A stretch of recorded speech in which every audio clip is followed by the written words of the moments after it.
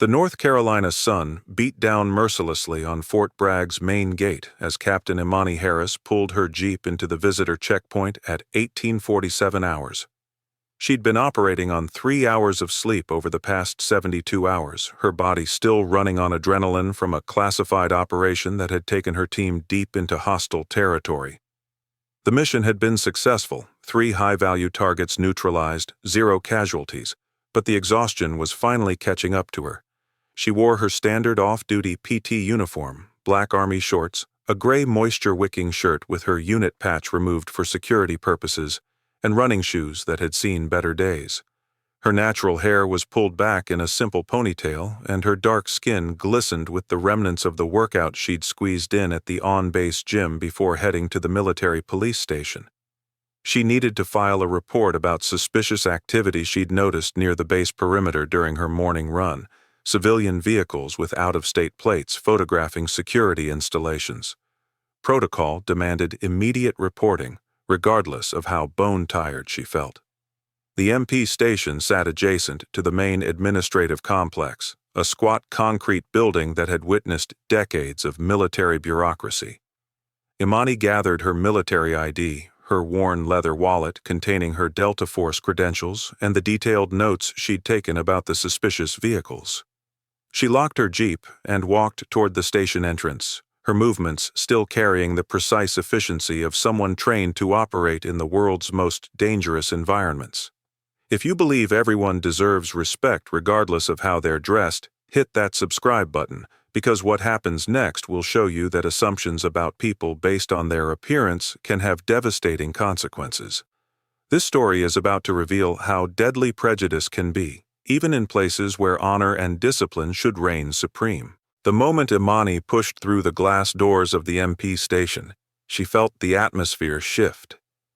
The reception area fell silent except for the hum of fluorescent lights and the low murmur of a radio somewhere in the back offices. 3 MPs sat behind a bulletproof glass partition, Specialist Austin Reed at the front desk, Corporal Brett Anderson leaning against a filing cabinet, and Sergeant Kenneth Blackwood reviewing paperwork at a standing desk. All 3 were white. All 3 looked up simultaneously when she entered, and all 3 looked at her with the same expression, suspicion mixed with contempt. Specialist Reed's hand moved instinctively toward the panic button under his desk. Corporal Anderson straightened, his posture shifting from casual to aggressive in a heartbeat. Sergeant Blackwood set down his pen slowly, his eyes narrowing as they traced Imani from head to toe, lingering on her PT uniform with barely concealed disgust. "Can we help you?" Reed's tone suggested he'd prefer she turn around and leave immediately. His fingers drummed on the desk, each tap radiating impatience and judgment. Imani approached the window with the calm confidence of someone who'd faced down armed insurgents in pitch-black compounds. "Captain Imani Harris, I need to file a security report about suspicious activity near the northeast perimeter. I observed—" "Hold on." Blackwood's voice cut through her explanation like a knife. He moved toward the window, his 6'2" frame towering over the desk as he leaned forward. "Captain? Did you just say captain?" "Yes, Sergeant. I'm here to—" "Where's your uniform?" Anderson interjected, stepping closer with his arms crossed. "Real officers don't walk around base looking like they just rolled out of bed. What unit are you supposedly with?" The word supposedly dripped with sarcasm and disbelief. Imani felt the familiar tightness in her chest, the recognition that she was about to be judged not by her 12 years of exemplary service, not by her 3 bronze stars and Purple Heart, not by the classified operations that had saved countless American lives, but by the color of her skin and the casual clothes she wore. "I'm assigned to special operations," Imani replied evenly, keeping her voice professional despite the anger building in her gut. "I've been training off-duty, and I observed suspicious activity that requires immediate special operations." Blackwood laughed, the sound harsh and mocking. He turned to Anderson and Reed, shaking his head. "You hear that? She's special ops." "Sure you are, sweetheart, and I'm the Secretary of Defense." Reed snickered, his hand now resting conspicuously on his service weapon. "Ma'am, I'm going to need to see some identification. Real identification, not whatever fake CAC card you probably bought online." Imani's jaw tightened, but she maintained her composure. She'd been through worse than this. Much worse. She pulled her military common access card from her wallet and slid it through the small opening in the bulletproof glass. The card bore her official photo, rank, and clearance level, though her unit designation was classified and appeared only as a series of codes that required specific authorization to decode. Blackwood picked up the card with 2 fingers as if it might contaminate him. He held it up to the light, examining it with exaggerated skepticism. "This looks fake as hell. The hologram's all wrong. Where'd you get this made? Some back-alley print shop in Fayetteville?" "That's an official DoD-issued CAC card," Imani said, her voice remaining steady, though her hands had begun to clench at her sides. "If you scan it in your system, you'll see." "I'll scan it when I'm good and ready," Blackwood snapped. "Right now, I'm looking at someone in ratty PT gear with no unit insignia, no proper identification of rank, claiming to be a captain in special operations. You know what that looks like to me? Stolen valor, and we take that very seriously on this base." Anderson moved to stand beside Blackwood, both men now forming a wall of hostility behind the glass. "People like you," Anderson said, his emphasis on "you" making the racial subtext impossible to miss, "always try to claim military service you didn't earn. It's disgusting. You probably saw some movies, learned some jargon, and figured you could waltz onto a military installation pretending to be something you're not."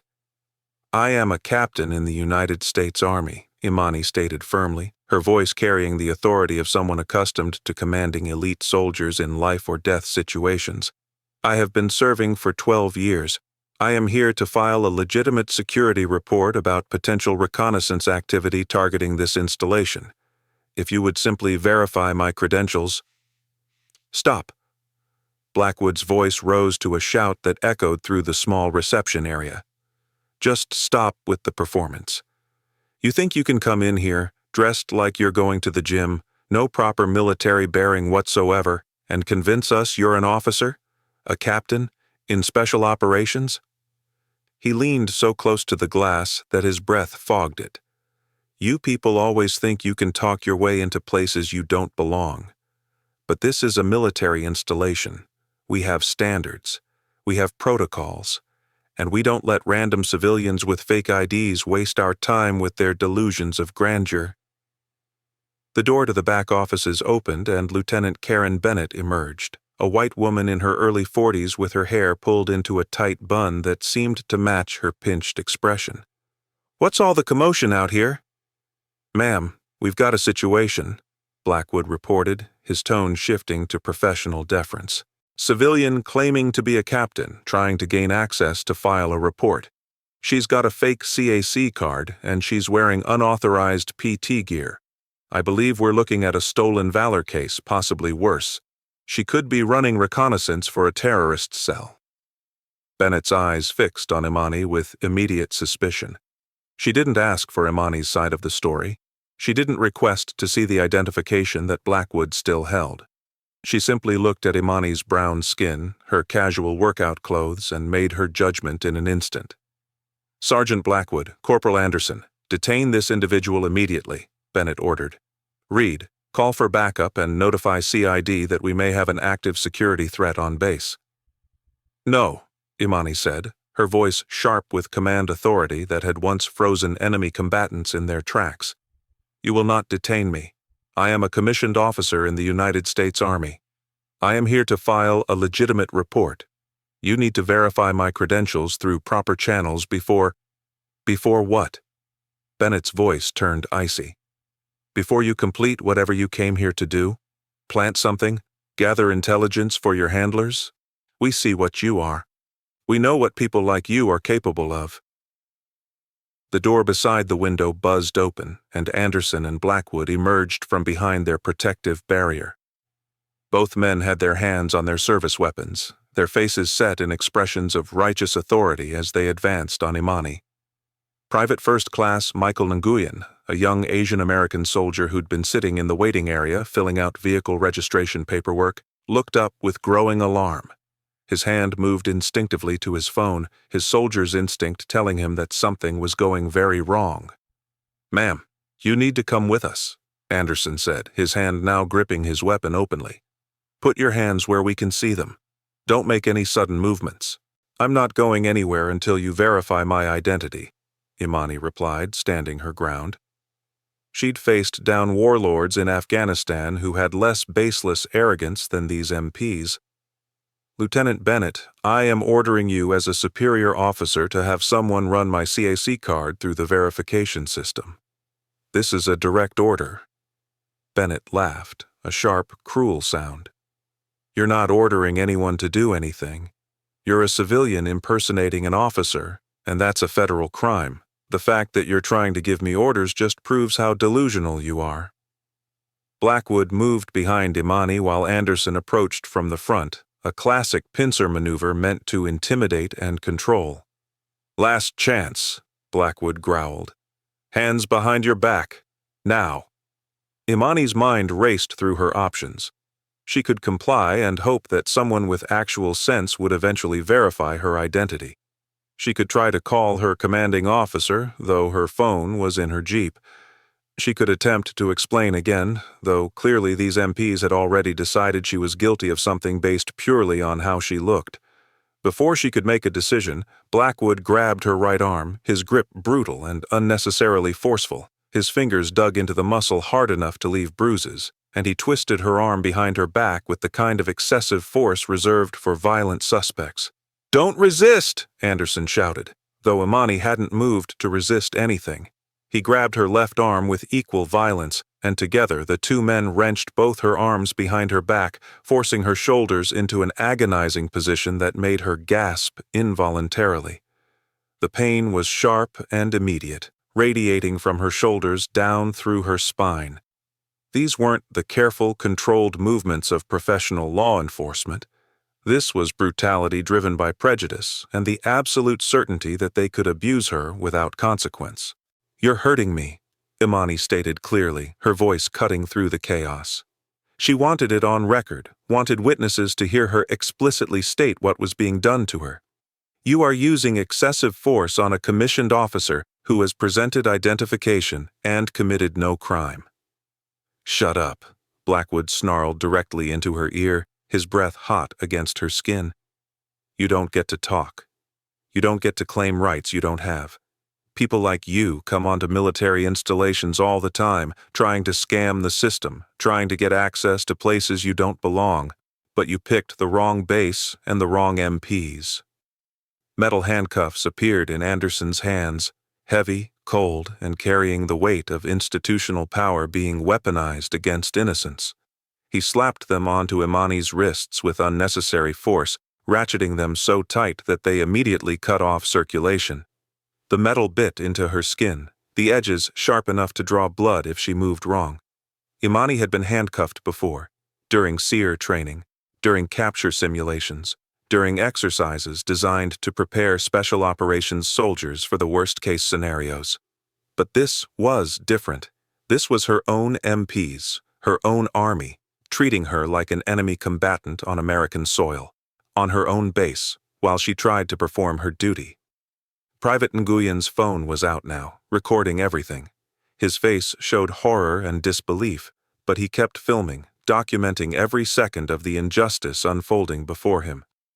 "Turn off that phone," Bennett barked at Nguyen. "This is an active law enforcement situation.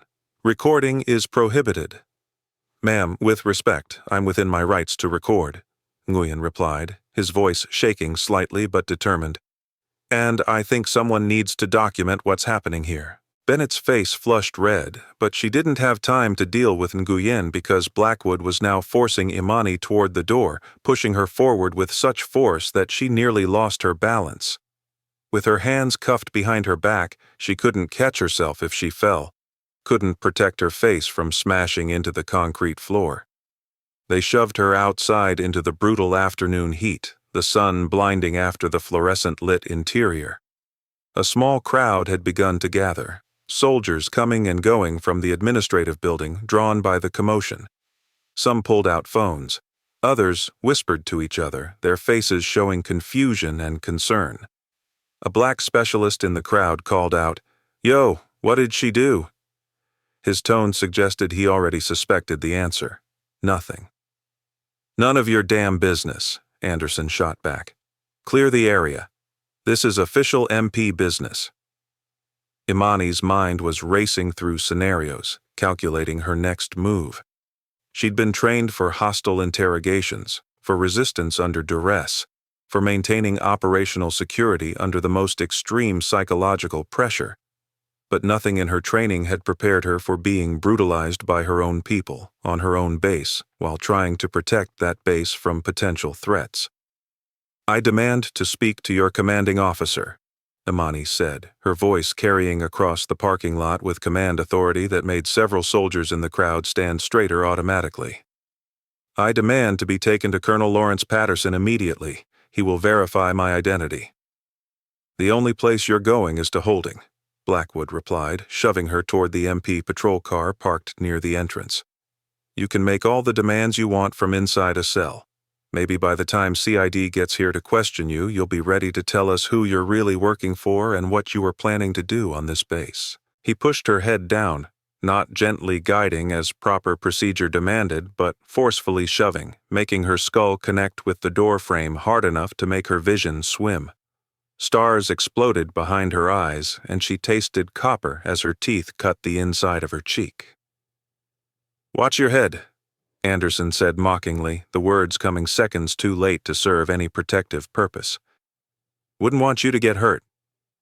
They forced her into the back of the patrol car, the plastic seat hot enough from the sun to burn through her thin PT shorts. With her hands cuffed behind her, she couldn't adjust her position, couldn't find any comfort, could only sit there while sweat poured down her face and blood pooled in her mouth from her cut cheek. Through the window, she could see the crowd growing larger. At least 20 soldiers now, maybe more. Most looked confused or concerned.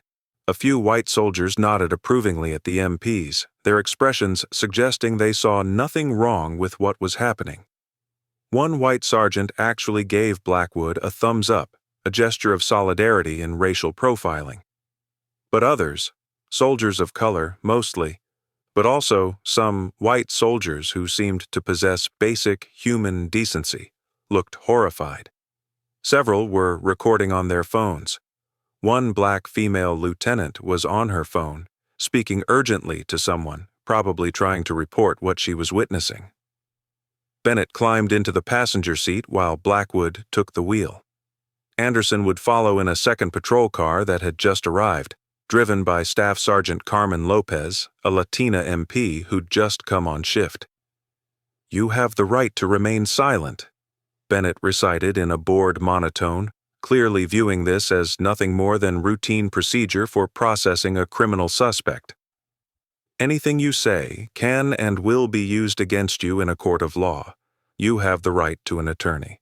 If you cannot afford an attorney, one will be provided for you. I am Captain Imani Harris," Imani stated clearly, wanting every word recorded on whatever systems were active in the patrol car. "Serial number 545879214. I am a commissioned officer in the United States Army assigned to special operations. I came to this MP station to file a legitimate security report about suspicious activity I observed near the base perimeter. I presented my official military identification, which Sergeant Blackwood currently has in his possession. I have committed no crime. I have not resisted arrest. The force used against me was excessive and unwarranted. I am being detained illegally, and I am demanding immediate access to my commanding officer, Colonel Lawrence Patterson, and to my JAG representative."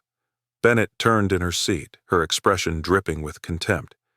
"You think memorizing a serial number makes you military? You think spouting protocol makes you an officer?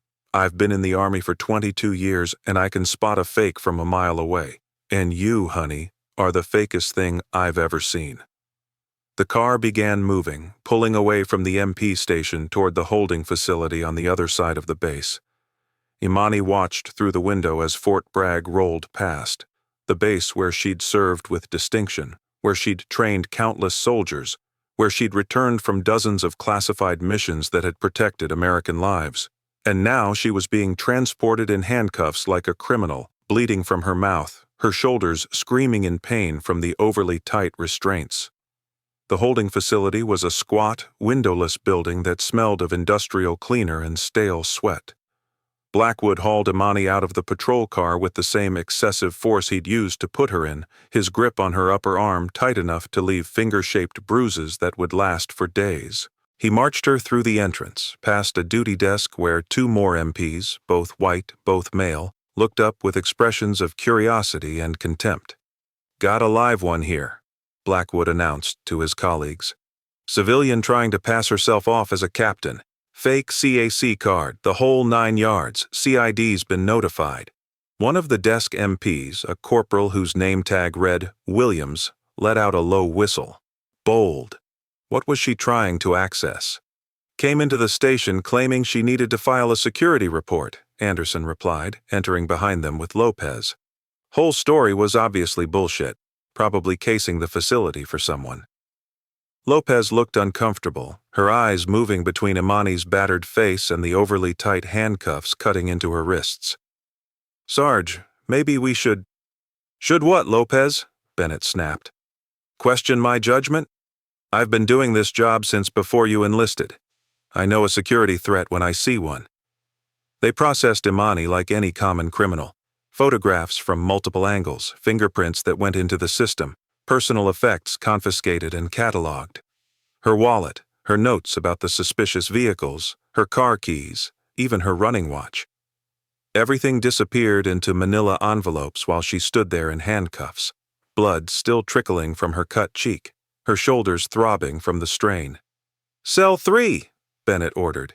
"Keep her separated from general population until CID arrives." Blackwood grabbed Imani's arm again and dragged her down a narrow hallway lined with holding cells. Most were empty at this hour. Fort Bragg's MPs typically processed soldiers for minor infractions like failing room inspections or showing up late to formation, not for whatever fabricated charges they'd invented for her. He shoved her into a cell that measured maybe 8 by 10 feet. Concrete floor, concrete walls, a steel bench bolted to the wall, and a stainless steel toilet in the corner that offered zero privacy. The air was stifling, the small ventilation grate doing nothing to combat the oppressive heat. "Enjoy your stay," Blackwood said with a smirk. "CID usually takes a few hours to respond. Gives you plenty of time to think about the consequences of your actions." The cell door slammed shut with a metallic clang that echoed in the small space. The lock engaged with a heavy click. And then Imani was alone. She sank onto the steel bench, her body finally allowed to process the adrenaline that had been coursing through her system. Her shoulders screamed from the extended period in handcuffs. Her cheek throbbed where it had connected with the car doorframe. The cut inside her mouth continued to bleed, the copper taste making her nauseous. But more than the physical pain, it was the humiliation that cut deepest. She was Captain Imani Harris. She'd led missions in Syria, Afghanistan, Iraq, and a dozen other places that would remain classified for decades. She'd jumped from aircraft at 30,000 feet, breached compounds in pitch darkness, coordinated with Allied special forces across 3 continents. She'd earned the respect of some of the most elite soldiers in the world: Navy SEALs, Marine Raiders, Air Force Pararescue. And yet here, on American soil, on her own base, she'd been treated like a criminal, assaulted, handcuffed, locked in a cell, all because she'd had the audacity to exist while black in a casual PT uniform. 12 years ago, Imani had been a scared 18-year-old from Detroit, signing her enlistment papers in a recruitment office that promised opportunity and purpose. Her mother had been a single parent working 3 jobs to keep food on the table. Her father had been murdered when she was 6, another black man dead in a system that valued some lives more than others. The Army had been her escape, her chance to become something more. She'd started as an enlisted combat medic, serving with an infantry unit in Afghanistan. Her first deployment had been baptism by fire, treating wounded soldiers under enemy fire, making life-or-death decisions while explosions shook the earth around her. She'd saved 17 lives during that deployment, earning her first Bronze Star and a battlefield promotion to specialist. Her platoon sergeant, a grizzled veteran named Rodriguez, had pulled her aside after a particularly brutal firefight. "Harris, you're too smart to stay enlisted. You've got leadership written all over you. Apply for OCS. Become an officer. The Army needs people like you making decisions." So she had. Officer candidate school at Fort Benning had been grueling, 16 weeks of physical and mental challenges designed to forge civilians into leaders.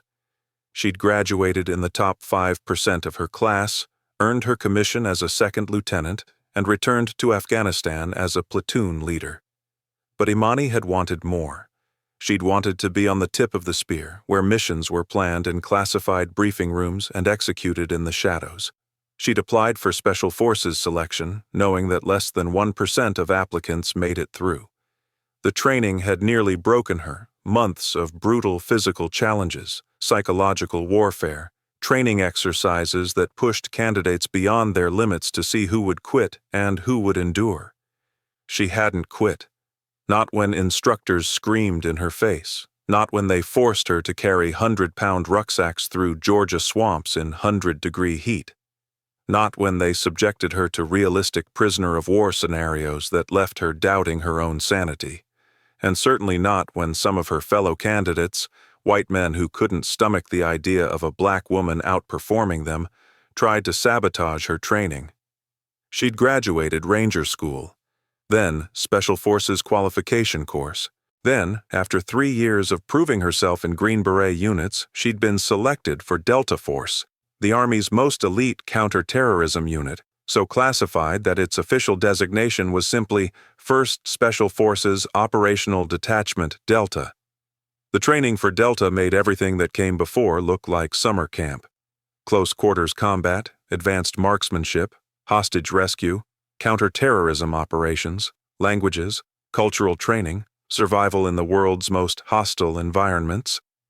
She'd learned to kill silently, to infiltrate enemy compounds, to extract high-value targets from countries whose names appeared only in classified intelligence reports. At 31, she'd been promoted to captain and given command of her own operational team. 15 of the most lethal soldiers America had ever produced, trusting her to bring them home from missions where failure meant death and success meant saving lives that would never know they'd been in danger. She'd jumped into Syria to extract American hostages held by ISIS. She'd coordinated with British SAS to dismantle a terrorist cell in Somalia. She'd spent 6 months in the Hindu Kush hunting a Taliban commander responsible for killing dozens of coalition forces. Every mission successful, every soldier under her command alive and accounted for. And now she sat in a holding cell, treated like a criminal by military police who wouldn't last 10 minutes doing what she did every day. The irony was so bitter she almost laughed. 2 hours passed. Then 3. The heat in the cell became unbearable, sweat soaking through her PT uniform. No one brought water. No one checked on her welfare. She was simply left there, like forgotten cargo, while the MPs presumably waited for CID to arrive and begin their investigation into the fake captain who'd dared to walk into their station. But what Blackwood and Bennett didn't know, what they couldn't possibly know because they were too blinded by their prejudices to follow basic procedure, was that Imani's commanding officer had been expecting her to arrive at his office at precisely 1900 hours for a briefing on her team's recent operation. Colonel Lawrence Patterson was not a man who tolerated tardiness. He was also not a man who tolerated failures in the chain of command. When one of his Delta Force commanders failed to appear for a scheduled briefing, his first assumption was that something had gone wrong. Very wrong. At 19:15 hours, Colonel Patterson's aide attempted to reach Imani on her cell phone. When she didn't answer, he tried the secure line at her unit headquarters. When that produced no results, he checked the base security logs to confirm she'd entered through the main gate. She had. At 18:47 hours, destination logged as MP Station, security report. Colonel Patterson's expression darkened. He picked up his phone and dialed the MP station directly. This is Colonel Patterson. I'm looking for Captain Imani Harris. Your logs show she entered your facility approximately 90 minutes ago to file a security report. Where is she?" There was a pause on the other end. Then Specialist Reed's voice, uncertain and confused. "Sir, we don't have any record of a Captain Harris visiting the station today." "Check again," Patterson ordered, his voice carrying the kind of authority that made junior soldiers question their own certainty. 5'7", black female, likely in PT uniform. She was filing a report about suspicious activity near the northeast perimeter. Another pause. Reed's voice became very quiet. "Sir, there was a woman matching that description, but she wasn't a captain. She was a civilian trying to impersonate an officer. We have her in holding pending CID investigation." The silence on the other end of the line lasted exactly 3 seconds. When Colonel Patterson spoke again, his voice had dropped to a register that every soldier recognized as the calm before a catastrophic storm. "You have WHO in holding?" "A civilian, sir. She claimed to be a captain in special operations, but her identification was clearly fake, and she was dressed inappropriately for— Get Lieutenant Bennett on this phone. Now." 20 seconds later, Bennett's voice came through, confident and self-assured. "This is Lieutenant Bennett, sir. I supervised the detention personally. The individual presented a falsified CAC card and made several claims about her military status that were clearly— Did you scan her CAC card through the verification system?" Patterson's question cut through Bennett's explanation like a knife through paper. A pause. "Sir, the card was obviously fake. Visual inspection was sufficient to— Did you scan the card?" "No, sir, but—" "Did you attempt to verify her identity through any official military database before detaining her?" Another pause, longer this time. "Sir, based on her appearance and the inconsistencies in her story, we determined that—" "Based on her appearance?" Patterson's voice finally rose, and even through the phone line Bennett could hear the fury building. "You detained and handcuffed a commissioned officer in the United States Army based on her appearance? Sir, if you could just see the situation from our perspective—" "Here's what I see, Lieutenant. I see a group of military police who failed to follow basic verification procedures. I see a pattern of assumptions based on prejudice rather than protocol. And I see a Delta Force commander sitting in your holding cell right now, bleeding from injuries sustained during an illegal detention, while you stand there trying to justify your catastrophic failure." The phone line went silent. In the background, Colonel Patterson could hear someone saying, "Oh my God," and the sound of keyboards suddenly clattering to life as MPs frantically began searching military databases for Captain Imani Harris's records. "I will be at your facility in exactly 7 minutes, Patterson stated, his voice now coldly professional. "Captain Harris will be released immediately, will be provided with medical attention, and will be given the opportunity to file formal charges against every single person involved in her detention. You will secure all video footage, all written reports, and all physical evidence related to this incident, and you will pray, Lieutenant Bennett, that Captain Harris is in a forgiving mood, because if she decides to pursue this through official channels, your career is over. Do you understand me?" "Yes, sir." Bennett's voice had lost all its confidence, replaced by a trembling awareness that she'd just made a career-ending mistake. 7 minutes, Patterson repeated, and disconnected. In the holding cell, Imani heard sudden commotion in the hallway. Raised voices, the sound of someone running, keyboard keys clicking frantically in the adjacent office, and then, cutting through everything else, Blackwood's voice. "Oh shit, oh shit, oh shit." "What?" Anderson's voice, confused. "She's real, she's fucking real. Captain Imani Harris, Delta Force, 12 years of service, 3 Bronze Stars, Purple Heart, current commanding officer, Colonel Lawrence Patterson." A moment of absolute silence. Then Anderson. That's impossible. She was wearing PT gear. She looked like— "Like what, Corporal?" A new voice, female, sharp with disgust. Staff Sergeant Lopez. Like a black woman so she couldn't possibly be a Delta Force commander? Is that what you were about to say? I didn't mean— You know what you meant. We all know what you meant. Footsteps approaching rapidly down the hallway. The jangle of keys. The cell door flew open, and there stood Blackwood, his face pale, his hands shaking as he fumbled with the handcuff keys. "Captain Harris," he stammered, "there's been a terrible misunderstanding. If you could just— Get those handcuffs off me," Imani said quietly, her voice carrying more menace than any shout. "Now." Blackwood's hands shook so badly he could barely fit the key into the lock. When the handcuffs finally clicked open, Imani brought her arms forward slowly, wincing as blood flow returned to her hands. Deep red grooves marked both wrists where the metal had bitten into skin. Her shoulders screamed as she rotated them, the muscles cramping from hours in an unnatural position. Bennett appeared in the doorway, her face a mask of barely controlled panic. "Captain Harris, I cannot apologize enough for this incident. There was clearly a breakdown in communication and— Where is my identification?" Imani interrupted, her voice cold as Arctic ice. "Right here, ma'am." Bennett held out the CAC card with trembling hands. "And we've secured all of your personal effects. Everything is accounted for." Imani took her ID and examined it closely. The hologram that Blackwood had claimed was all wrong caught the light perfectly, exactly as it was designed to do. The photo, the rank, the clearance codes, all official, all legitimate, all visible to anyone who bothered to actually look instead of seeing what their prejudices expected. "You said this was fake," Imani said softly, holding the card up so Blackwood could see it. "You said the hologram was wrong. You said people like me buy these from back-alley print shops. Do you remember saying that, Sergeant?" Blackwood couldn't meet her eyes.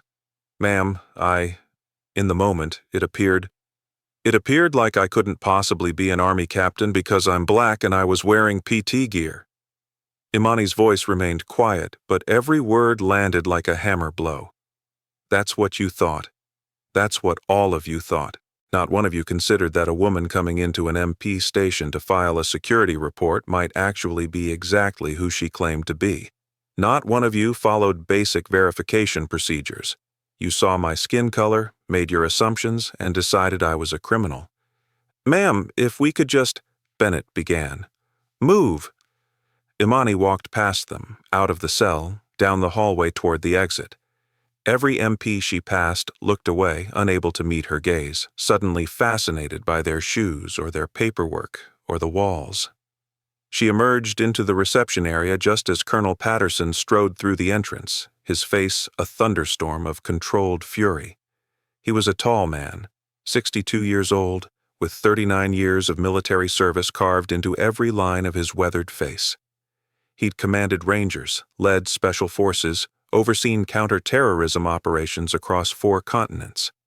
He was also a man who valued honor, duty, and basic human decency above all else. When he saw Imani, bloodied, bruised, her wrists marked with handcuff injuries, his jaw clenched so tightly, a muscle jumped in his cheek. "Captain Harris," he said, his voice rigidly controlled. "Are you injured? Do you require medical attention?" "I'm fine, sir," Imani replied, though she wasn't. Her shoulders throbbed, her cheek was swelling, and the cut inside her mouth continued to bleed. "I came here to file a security report about suspicious activity near the northeast perimeter. I observed civilian vehicles with out-of-state plates photographing security installations during my morning run. I have detailed notes, photographs, and license plate numbers."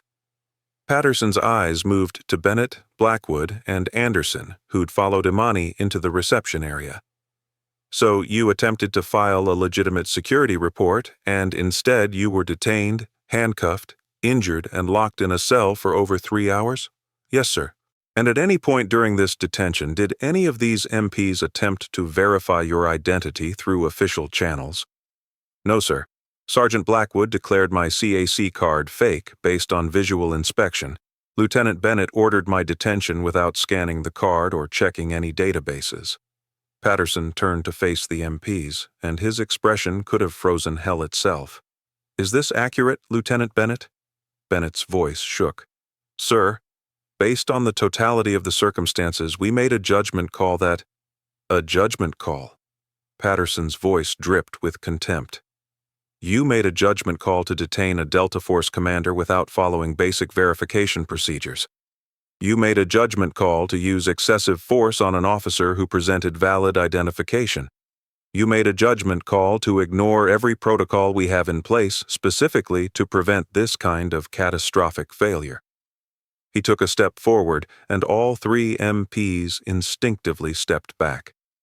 "Here's the judgment call I'm making right now. All three of you are suspended pending investigation by the Criminal Investigation Division. You will surrender your weapons and your badges. You will not speak to each other about this case. You will not destroy, alter, or conceal any evidence related to this incident.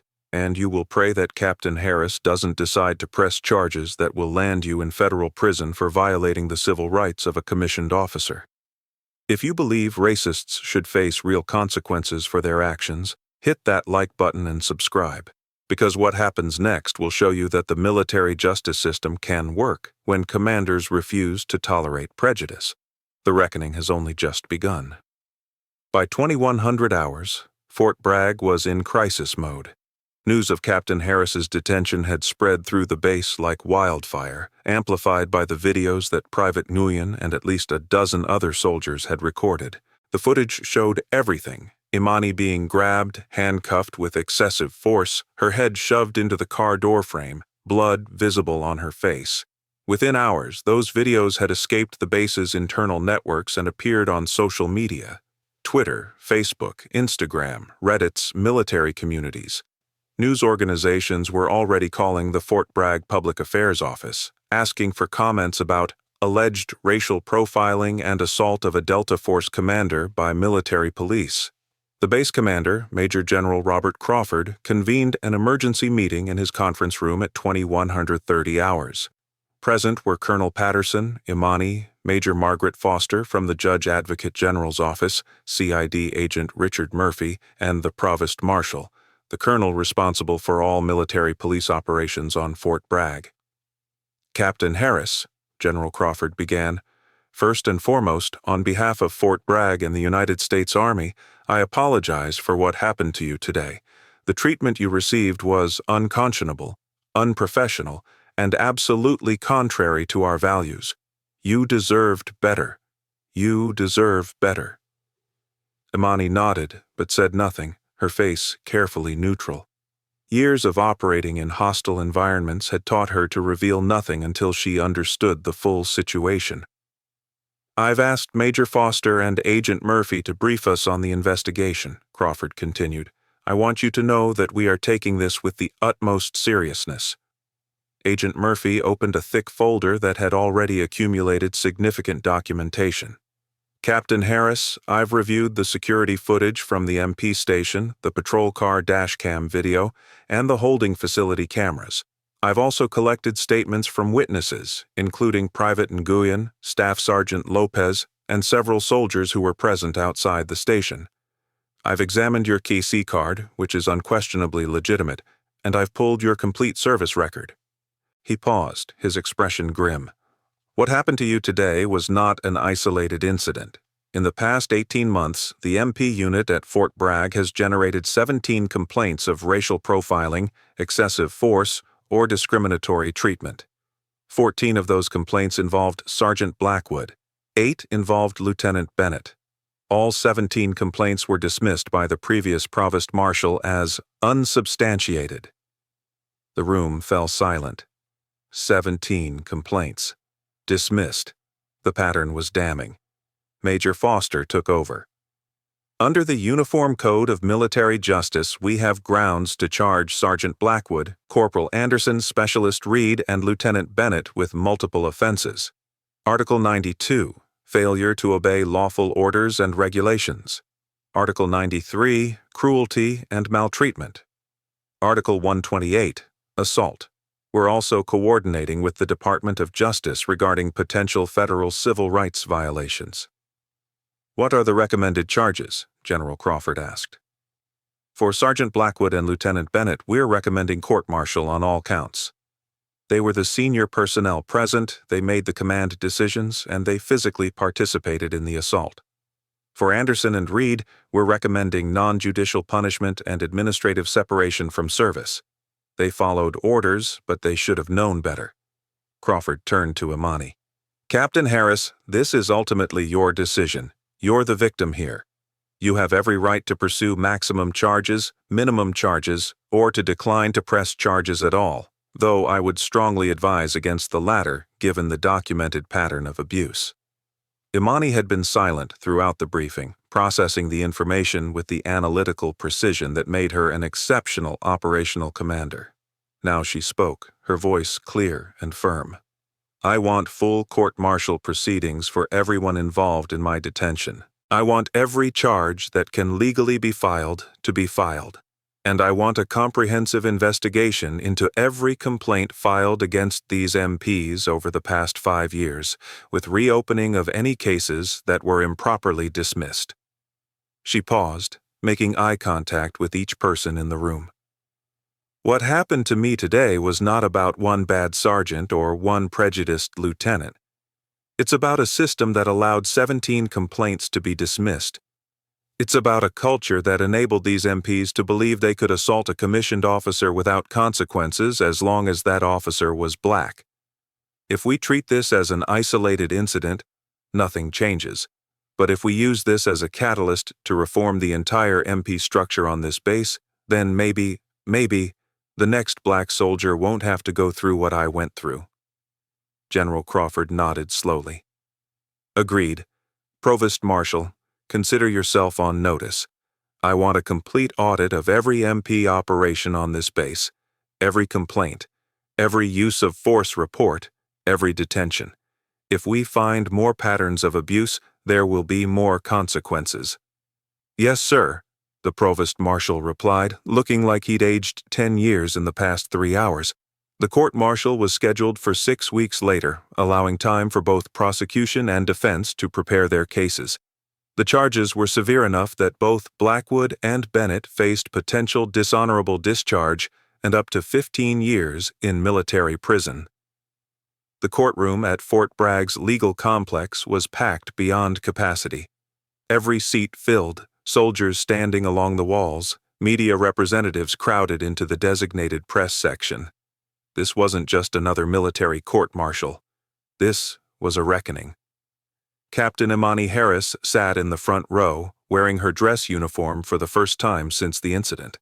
Her Delta Force patch was notably absent, her unit designation remained classified, but the ribbons on her chest told a story that needed no words. Bronze Star with Valor Device, Purple Heart, Army Commendation Medal, Meritorious Service Medal, Combat Infantryman Badge, Ranger Tab, Special Forces Tab, Airborne Wings, the sum total of 12 years serving at the tip of the spear. Across the aisle sat Sergeant Kenneth Blackwood and Lieutenant Karen Bennett, both in dress uniforms stripped of all insignia except rank. Their faces were carefully blank, but Imani could see the tension in Blackwood's jaw, the way Bennett's hands trembled slightly before she clasped them together. The military judge, Colonel Thomas Reynolds, entered the courtroom. "All rise." Everyone stood as one, the rustle of uniforms filling the space. "This court-martial is now in session," Reynolds announced. "We are here to adjudicate charges against Sergeant Kenneth Blackwood and Lieutenant Karen Bennett, both of the Fort Bragg Military Police.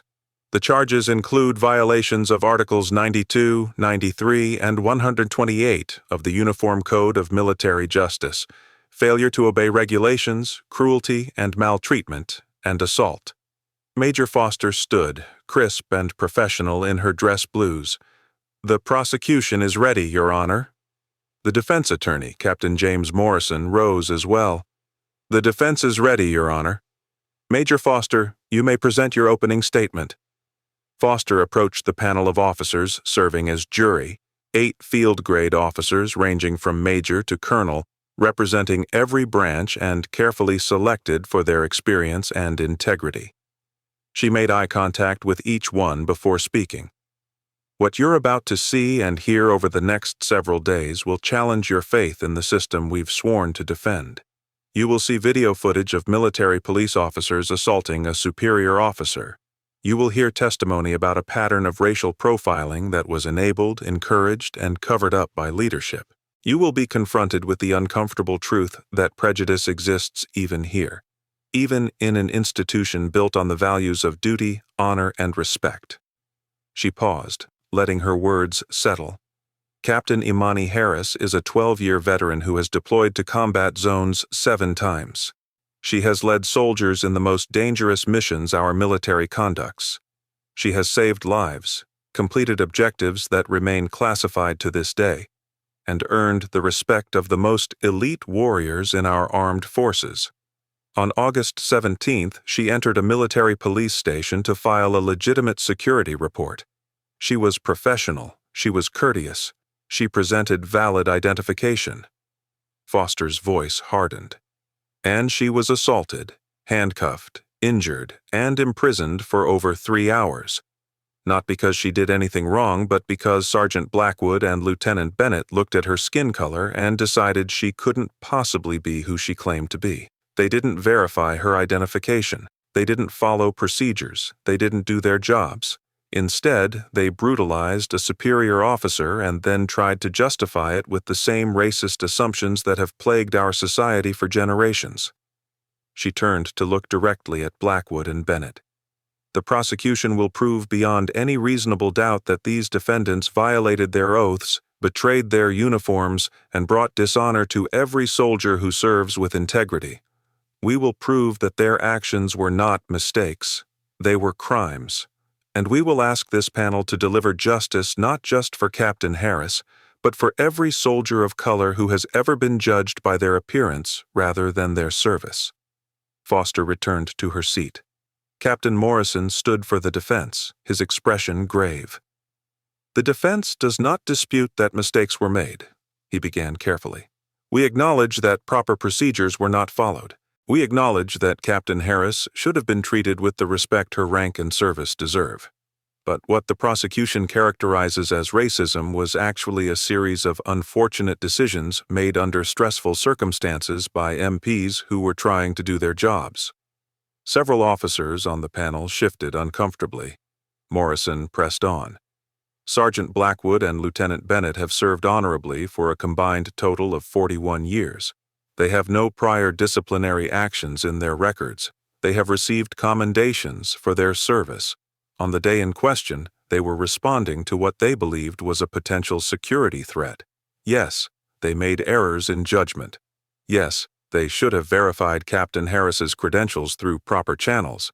But these errors do not constitute criminal behavior deserving of dishonorable discharge and imprisonment. Morrison's tone became more earnest. We ask this panel to consider the context, the human factors involved, and the fact that my clients deeply regret what happened. They have expressed remorse, they have apologized, and they ask not for absolution, but for proportionality in whatever punishment this panel deems appropriate. Thank you, counsel, Judge Reynolds said. Major Foster, call your first witness. The prosecution calls Captain Imani Harris. Imani stood and walked to the witness stand, her bearing military perfect, her expression composed. She was sworn in and took her seat, facing the panel of officers who would determine whether justice would be served. Foster approached with a tablet. Captain Harris, please state your current assignment for the record. I'm assigned to 1st Special Forces Operational Detachment Delta. I command an operational team conducting classified counter-terrorism missions. A murmur ran through the courtroom. Delta Force was legendary, mythical almost, and here sat one of their commanders, testifying about being treated like a criminal on her own base. Please describe your qualifications and experience. I've served for 12 years. I graduated Ranger School Special Forces Qualification course and was selected for Delta Force 5 years ago. I've deployed 7 times to combat zones including Afghanistan, Iraq, Syria, and other locations I cannot disclose. I've commanded my current team for 3 years, conducting approximately 40 missions during that time. And on August 17th, what brought you to the MP station? Imani described everything in precise detail. Her morning run, the suspicious vehicles photographing security installations, her decision to file an immediate report per protocol, her arrival at the MP station still wearing PT gear from her workout. What happened when you entered the station? The atmosphere changed immediately. 3 MPs were present: Specialist Reed, Corporal Anderson, and Sergeant Blackwood. All 3 looked at me with visible suspicion before I'd said a word. "Objection," Morrison said. "The witness is characterizing the defendant's mental states." "Sustained. Captain Harris, please describe observable actions rather than assumed intentions." "Yes, Your Honor." Specialist Reed's hand moved to the panic button under his desk. Corporal Anderson shifted from a relaxed posture to an aggressive stance. Sergeant Blackwood set down his work and stared at me in a way that communicated hostility. When I identified myself as a captain and stated my purpose, Sergeant Blackwood laughed and said, quote, "Captain, did you just say captain?" End quote. Foster pulled up video footage on the courtroom monitors, security camera recordings from the MP station. The panel watched as Imani entered, approached the desk, and began speaking. The body language of the 3 MPs was unmistakable: aggressive, dismissive, hostile. What happened next? I presented my military common access card. Sergeant Blackwood took it but refused to scan it. He held it up to the light and said, quote, "This looks fake as hell. The hologram's all wrong. Where'd you get this made? Some back alley print shop in Fayetteville?" End quote. The video showed exactly what Imani described. Blackwood examining the card with theatrical skepticism, making no move toward the card reader that would have verified her identity in seconds. "Did you attempt to explain?" "Yes, ma'am. I told him it was an official DOD-issued card and asked him to scan it. He refused. He then accused me of stolen valor and said, quote, 'People like you always try to claim military service you didn't earn.'" End quote. Foster paused, letting those words hang in the air. "People like you." What did you understand that to mean? I understood it to be a racial reference. Throughout the encounter, the MPs repeatedly used phrases like "people like you" and "you people," always with emphasis on the "you," always in contexts that made it clear they were referring to my race. The video continued playing. The panel watched as Lieutenant Bennett arrived and, without asking any questions or requesting any verification, immediately ordered Imani's detention. They watched as Anderson and Blackwood emerged from behind the protective glass, hands on weapons, approaching Imani with aggressive body language. "What happened when they approached you?" Imani's voice remained steady, professional, but something flickered in her eyes, the memory of pain, of humiliation. Sergeant Blackwood grabbed my right arm and twisted it behind my back with excessive force. Corporal Anderson grabbed my left arm. Together, they wrenched both arms into a position that caused immediate pain in my shoulders.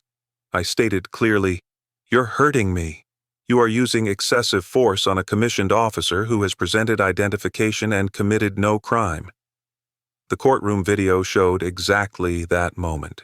The brutality was undeniable. 2 large men using far more force than necessary on a woman who wasn't resisting, who was standing calmly, who posed no threat whatsoever. Then what happened?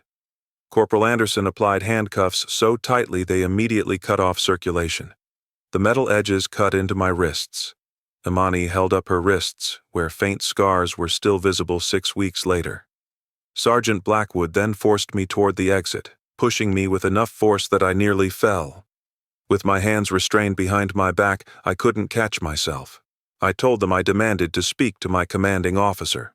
Sergeant Blackwood responded by shoving my head into the doorframe of the patrol car hard enough to split my cheek and cut the inside of my mouth. Foster pulled up the dashcam footage from the patrol car. The angle showed Blackwood clearly and deliberately pushing Imani's head down with excessive force, her skull connecting with the metal doorframe.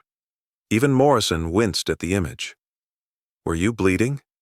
"Yes, from my mouth and from my cheek. I could taste copper. I was then placed in the back of the patrol car and transported to the holding facility, where I was photographed, fingerprinted, and locked in a cell for 3 hours and 17 minutes. During those 3 hours, did anyone verify your identity? No, ma'am. Not until Colonel Patterson called the MP station looking for me because I'd missed our scheduled briefing. Only then did they scan my CAC card and discover I was exactly who I'd claimed to be. Foster returned to her table and retrieved a document. Your Honor, I'd like to enter into evidence the Criminal Investigation Division report detailing 17 prior complaints filed against the Fort Bragg MP unit over the past 18 months. 14 of these complaints specifically named Sergeant Blackwood. 8 named Lieutenant Bennett. The complaints alleged racial profiling, excessive use of force, and discriminatory treatment. All 17 were dismissed as unsubstantiated by the previous Provost Marshal. Morrison shot to his feet. Objection. Prior complaints that were deemed unsubstantiated are not relevant to— They're absolutely relevant, Foster countered. They establish a pattern of behavior. They show that what happened to Captain Harris wasn't an isolated incident, but rather the continuation of systematic abuse that was enabled by leadership who refused to investigate properly. Judge Reynolds considered. I'll allow it. The pattern is relevant to establishing intent and state of mind. Objection overruled. The CID report appeared on the monitors. 17 cases, each detailing incidents remarkably similar to what Imani had experienced. Black soldiers detained for suspicious behavior that turned out to be legitimate military business. Latino soldiers subjected to additional searches. Asian American soldiers questioned about their presence in areas where they were authorized to be. And in every case, the investigating officer, the previous Provost Marshal, had concluded there was insufficient evidence of wrongdoing. Foster called witness after witness. Private Nguyen, who testified about recording the incident and described the shock he felt watching a superior officer being brutalized. Staff Sergeant Lopez, who testified that she'd raised concerns about Blackwood's behavior multiple times, only to be told she was being too sensitive. Colonel Patterson, who described his horror at discovering one of his Delta Force commanders had been imprisoned without basic procedural protections. Then came the victims from those 17 prior complaints. A black captain who'd been detained while trying to enter his own office building. A Latino sergeant who'd been subjected to a vehicle search that found nothing illegal but damaged his personal property. An Asian American lieutenant who'd been questioned aggressively about whether her CAC card was really hers or if she'd borrowed it from someone. Each story revealed the same pattern. MPs seeing soldiers of color, making assumptions based on race, and then justifying their actions with procedure speak that couldn't disguise the underlying prejudice. After 3 days of testimony, Foster called her final witness, Dr. Michelle Rodriguez, an expert in implicit bias and discrimination in military settings. Dr. Rodriguez, based on your review of the evidence in this case, what is your professional opinion about the defendant's actions? The defendants demonstrated clear implicit bias, unconscious associations between race and negative stereotypes that influenced their perception and behavior. When Captain Harris entered the MP station, the defendants didn't see a commissioned officer. They saw a black woman in casual athletic clothing, and their brains automatically filled in a narrative. She doesn't belong here, she's probably lying, she's a threat. This is textbook implicit bias translated into explicit discriminatory action. Could these actions be explained as simple procedural errors? No. Procedural errors would have been corrected as soon as Captain Harris presented her identification. Instead, the defendants rejected her valid CAC card, refused to verify it through official channels, and escalated to physical violence. These weren't mistakes, these were choices driven by racial prejudice, whether conscious or unconscious. Morrison cross-examined aggressively, but Dr. Rodriguez's testimony held firm. The science was clear. The pattern was undeniable. On the 4th day, the defense presented its case. Character witnesses testified that Blackwood was a devoted father, that Bennett volunteered at her church, that both had served honorably for decades. Morrison argued that implicit bias was universal, that everyone had unconscious prejudices, and that his clients shouldn't be criminally punished for psychological tendencies they couldn't fully control. But then Foster cross-examined Bennett. "Lieutenant Bennett, you testified that you've served for 22 years. Is that correct?" "Yes, ma'am." "And in those 22 years, you've received training on proper identification verification procedures?" "Yes, ma'am." "You've received training on use of force continuum?" "Yes, ma'am." "You've received training on implicit bias and equal opportunity?" Bennett hesitated. "Yes, ma'am." "So you absolutely knew, that you were required to verify Captain Harris's identification through official databases before detaining her?" "In retrospect, yes." "Not in retrospect, Lieutenant. You knew it that day, in that moment, when you made the decision to order her detention. You chose not to follow procedure. Why?" Bennett's composure cracked slightly. I made a judgment call based on the circumstances."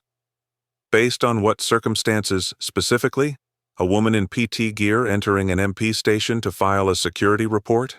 That's completely normal. A woman presenting military identification? That's exactly what you'd expect from a soldier. So, what circumstance led you to order her detention without verification?" Silence. "I'll tell you what circumstance, Lieutenant. The circumstance was that she was black. That's the only circumstance that mattered to you in that moment. And rather than follow your training, your procedures, and your oath, you chose prejudice. Isn't that true?" I don't think of myself as prejudiced." "But your actions were prejudiced. Your decisions were discriminatory, and a decorated combat veteran was assaulted and imprisoned because of choices you made, choices you now claim to regret, but only after you were caught, only after the videos went public, only after you realized there would be consequences." Foster's cross-examination of Blackwood was even more devastating. She played the audio of him saying, "people like you," and asked him to explain exactly what he meant. She showed him the CID report with 14 complaints bearing his name and asked why he thought so many soldiers of color had problems with his conduct. She made him watch the video of himself slamming Imani's head into the car door frame and asked if that was the kind of force he'd use on a white colonel. By the time Foster rested her case, the defense's characterization of unfortunate mistakes had been thoroughly destroyed. Subscribe and hit that like button if you believe in real accountability, because this verdict will show you that racism in uniform has devastating consequences. Comment below. Would you have shown the mercy Captain Harris showed? The panel's decision is about to change everything. The panel deliberated for 6 hours. When they returned, the courtroom fell silent. "Has the panel reached a verdict?" Judge Reynolds asked. The senior member, a colonel, stood. "We have, Your Honor." "In the case of Sergeant Kenneth Blackwood, on the charge of failure to obey lawful regulations, how do you find?" "Guilty, Your Honor." "On the charge of cruelty and maltreatment?" "Guilty, Your Honor." "On the charge of assault?" "Guilty, Your Honor." Bennett's turn produced the same results, guilty on all counts. Judge Reynolds addressed the convicted MPs. "Sergeant Blackwood, Lieutenant Bennett, this panel has found you guilty of serious crimes that strike at the heart of what it means to be a soldier. You betrayed your oaths, you brutalized a superior officer, you brought dishonor to the uniform." He paused, his expression stern. "Sergeant Blackwood, you are hereby sentenced to reduction to the rank of private, forfeiture of all pay and allowances, confinement for 8 years, and dishonorable discharge from the United States Army. Lieutenant Bennett, you are sentenced to reduction to the rank of second lieutenant, forfeiture of all pay and allowances, confinement for 6 years, and dismissal from service." Both defendants stood rigid, faces pale. "Furthermore," Reynolds continued, "this court recommends that the Department of Justice pursue federal civil rights charges. What happened here was not just a military offense, it was a violation of Captain Harris's constitutional rights. This court-martial addresses your crimes under military law, but justice requires more. 2 months later, Imani stood on a parade ground at Fort Bragg, flanked by Colonel Patterson and General Crawford. Before them stood a formation of over 300 soldiers, her unit, her peers, and a representation of the base's leadership. "Attention to orders," the adjutant called out. The citation was read, "For exceptionally meritorious service and extraordinary courage in the face of injustice, Captain Imani Harris is hereby promoted to the rank of Major. Her unwavering commitment to duty, her grace under circumstances that would have broken lesser soldiers, and her dedication to reforming systems that failed her and countless others before her exemplify the highest traditions of military service." Patterson pinned the gold oak leaves onto Imani's uniform. "Congratulations, Major Harris." She saluted crisply. The formation erupted in applause. After the ceremony, Imani stood alone for a moment, looking across Fort Bragg. The MP station where she'd been detained had been renovated, its leadership completely replaced. New training programs had been implemented base-wide. The 17 dismissed complaints had been reopened, and 5 more MPs had been disciplined. Real change was happening. Her phone buzzed, a text from her mother. "So proud of you, baby girl. Your father would be too." Imani smiled, remembering that 18-year-old girl from Detroit who'd signed enlistment papers hoping for a better life. She'd found more than that. She'd found purpose. And in fighting for justice, she'd helped create a military where the next generation of soldiers of color might face less prejudice than she had. 5 years later, Colonel Imani Harris, now the highest-ranking black female officer in Delta Force history, addressed a graduating class of officer candidate school students. "You're about to lead soldiers who come from every background, every race, every corner of America," she told them. "Some of you will make mistakes. Some of you will harbor biases you don't even realize you have. But here's what I need you to understand. When you see a soldier, you see a soldier, not their skin color, not your assumptions about what they can or can't do. You see their service, their dedication, and their humanity." She paused, making eye contact with the diverse group of young officers before her. "Years ago, I was assaulted by military police who saw my black skin before they saw my rank or my service. They paid a price for that, but more importantly, their failure became a catalyst for change. Don't let prejudice define your leadership. Don't let assumptions guide your decisions. See people for who they are, not who your biases tell you they must be." The auditorium erupted in applause. After her speech, a young black lieutenant approached her, tears streaming down her face. "Ma'am, thank you. I needed to hear that. I've been questioned so many times about whether I really belong here, whether I really earned my commission. Your story gave me hope." Imani clasped the lieutenant's shoulder. "You do belong here. You earned every bit of your rank, and anyone who questions that is wrong. Remember that. And when you lead soldiers, remember how this felt. Make sure no one under your command ever has to question whether they belong." The lieutenant saluted, and Imani returned it. This was the legacy she'd built from pain, not just justice for herself, but a foundation for every soldier who came after her. What's your view on this story? If you were in Major Harris's position, would you have pursued maximum charges, or would you have shown leniency to the MPs who assaulted you?